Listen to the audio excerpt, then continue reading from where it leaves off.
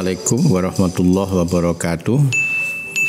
Para santri di berbagai penjuru negeri Negara Kesatuan Republik Indonesia, apa kabar kalian hari ini? Saya yakin kalian dalam keadaan baik dan saya juga yakin kalian pagi hari ini tengah memulai menunaikan tugas kalian masing-masing. Moga-moga hari ini menjadi hari yang terbaik. Kalian bisa menyelesaikan tugas dengan sebaik-baiknya. Para santri, sebelum saya teruskan vlog ini, jangan lupa like, subscribe, dan share ke media sosial yang lain agar vlog ini berkembang. Dan yang sudah subscribe, saya sampaikan terima kasih. Harapan saya vlog hari ini bisa menjadi referensi, bisa menjadi tambahan pengetahuan untuk bisa menjalankan tugas kehidupan kalian sehari-hari. Para santri, sebentar lagi bulan September akan ada pemilihan pemimpin di tingkat desa, dan bulan Desember insya Allah juga akan ada pemilihan pemimpin untuk kabupaten kota.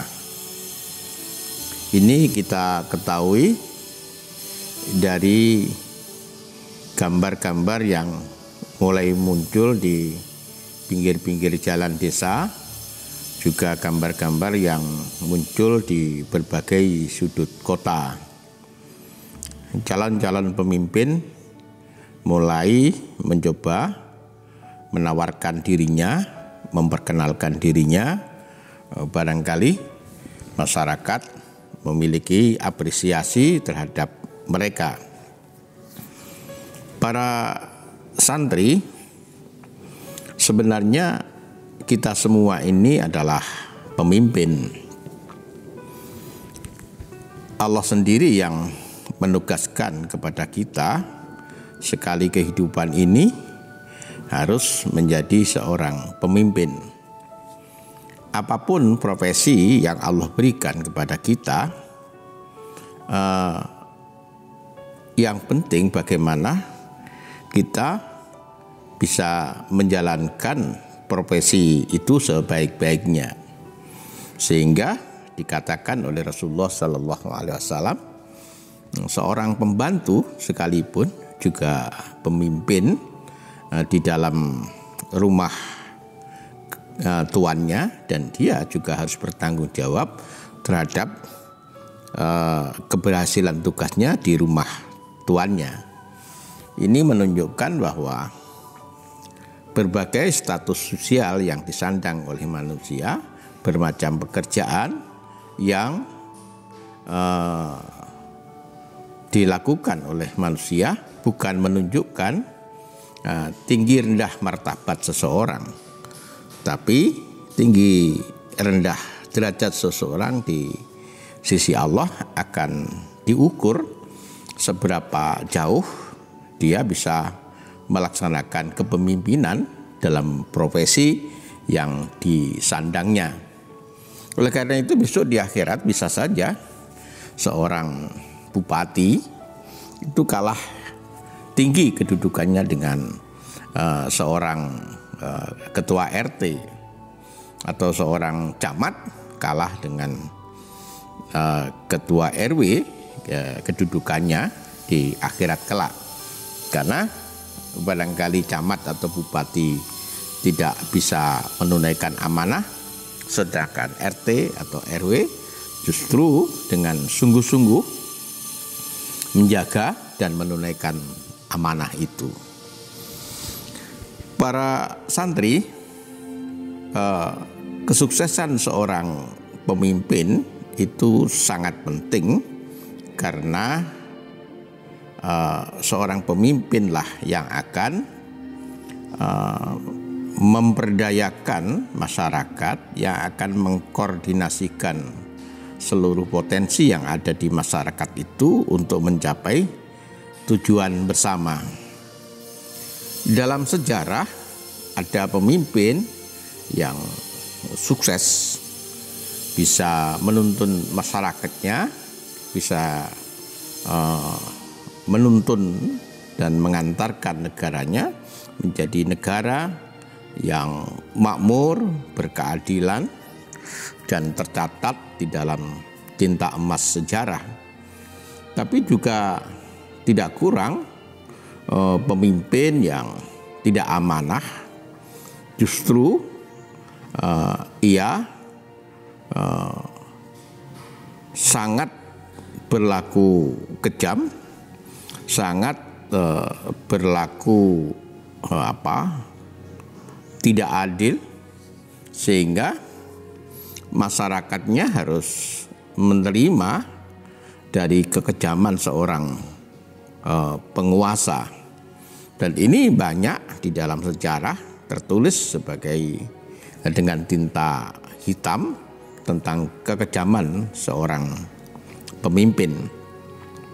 Oleh karena itu para santri, kalian tinggal di berbagai tempat di negeri kita, kesadaran tentang arti pemimpin itu harus kita miliki, sehingga kita harus berperan serta. Kalaupun tidak kita yang menjadi pemimpin, kita harus berperan serta bagaimana memberikan pencerahan kepada masyarakat untuk bisa memilih pemimpin yang baik, yang bertanggung jawab, yang bisa menjaga amanah. Para santri, karena ada kecenderungan di zaman-zaman terakhir ini, khususnya di negara kita, pemimpin tidak dilahirkan dengan proses yang berjenjang, yang menunjukkan bahwa dia memiliki keuletan, dia memiliki prestasi, memiliki track record yang baik. Sekarang muncul kecenderungan jalan pintas. Sebelumnya orang-orang biasa saja dalam ukuran hari dengan cara semacam pencitraan yang berbasis dengan keuangan, kemampuan logistik, maka orang yang tidak kita kenal dan tidak memiliki track record yang jelas itu mendadak tampil di permukaan dan celakanya kemudian menjadi seorang pemimpin. Ini sering terjadi. Oleh karena itu para santri di berbagai tempat harus mulai melakukan kegiatan, memberikan edukasi kepada masyarakat bagaimana seharusnya karakter seorang pemimpin, bagaimana seharusnya kita memilih seorang pemimpin. Para santri,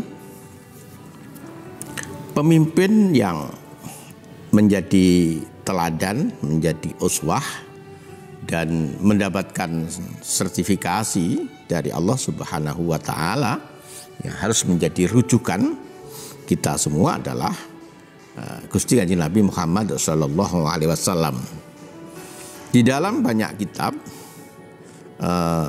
Nabi Sallallahu Alaihi Wasallam memiliki sejumlah karakter, yang karakter inilah sebagai basis bagaimana beliau menunaikan tugas sebagai seorang pemimpin, bukan hanya pemimpin agama, tapi juga pemimpin politik, pemimpin sosial masyarakat, juga pemimpin militer, yang kesemuanya menunjukkan keberhasilan yang sempurna. Apa karakter yang beliau miliki? Yang pertama adalah as-sidqu, adalah sifat jujur.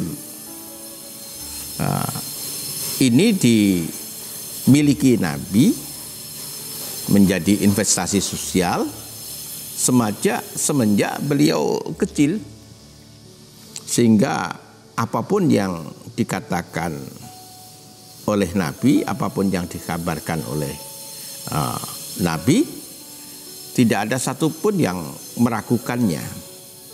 Kalau kemudian Nabi mengabarkan tentang kerasulannya, mengabarkan tentang Allah sebagai satu-satunya Tuhan, kemudian mereka tidak percaya, mereka ingkar, ini bukan karena mereka tidak percaya kepada kejujuran Nabi, tapi mereka lebih karena ego mereka, keakuan mereka yang tidak mau dikalahkan oleh orang lain.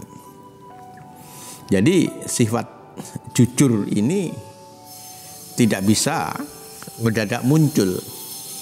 Ini harus dilacak track rekornya. Pemimpin-pemimpin yang memasang gambar di pinggir-pinggir jalan harus kita cari, kita lacak apakah nasab keluarganya juga menunjukkan kejujuran, apa nasab pendidikannya, kemudian nasab pergaulannya, dan seterusnya. Yang pertama, jujur terhadap diri sendiri. Dia harus memiliki kejujuran terhadap dirinya, apa yang dia mampu, apa yang dia tidak mampu, sehingga dia bisa menyampaikan kepada masyarakat apa yang dia bisa lakukan dan apa yang kira-kira memerlukan bantuan orang lain agar dia bisa melakukan tugas itu. Yang kedua adalah jujur kepada orang lain. Orang yang bisa tampil apa adanya, tidak dibuat-buat. Orang yang semacam ini kita yakin akan bisa menunaikan amanah. Yang ketiga tentu harus jujur kepada Allah Subhanahu wa Ta'ala. Dia merasakan bahwa Allah itu dekat, Allah itu melihat, Allah mengawasi, maka kejujurannya yang ia lakukan bukan karena ingin mendapatkan perhatian atau pujian dari orang, tapi semata karena Allah, karena Tuhannya. Yang kedua adalah sifat amanah, bisa dipercaya. Ini juga tidak muncul begitu saja. Biasanya orang yang bisa dipercaya itu akan diketahui oleh masyarakat sekitarnya, karena dia mulai mendapatkan amanat yang kecil, kemudian mendapatkan amanah yang agak besar, dan terus berjenjang. Kemudian masyarakat di sekitarnya mempercayakan segala aktivitas kepada dia. Untuk membangun masjid, dia panitianya atau dia bendaharanya. Untuk membangun sekolahan, dia mesti terlibat.